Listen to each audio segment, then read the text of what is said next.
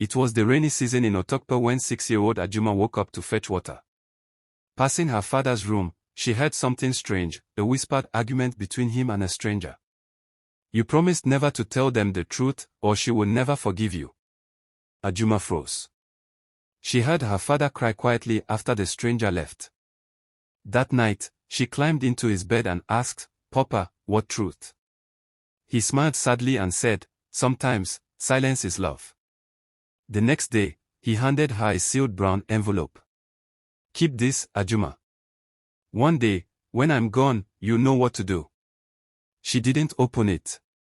She hid it in her mother's old cooking pot under the kitchen sink. Life continued. But her father was never quite the same again. Her father, Matthew, was a teacher, community leader, and beloved figure in Otokpa.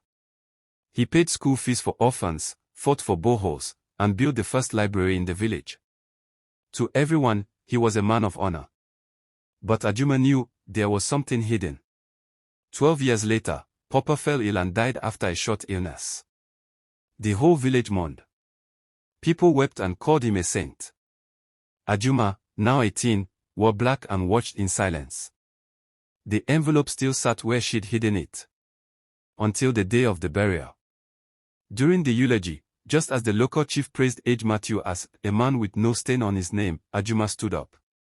She held the envelope in her hand.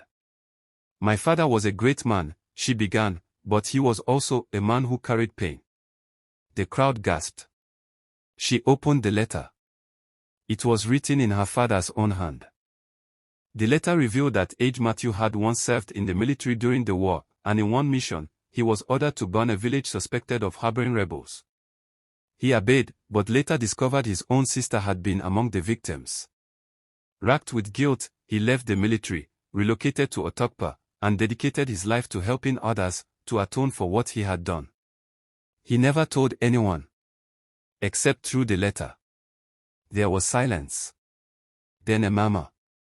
Then a few villagers stepped forward, not to condemn him, but to praise his courage to change and sacrifice for good.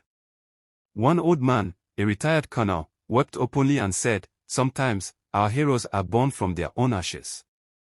Ajuma didn't cry at the burial. She had done what her father asked, protected the family's peace until the truth could heal, not destroy. She later became a journalist, telling the untold stories of people like her father.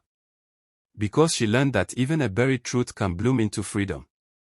The past may be painful, but truth, when spoken in love, can set generations free.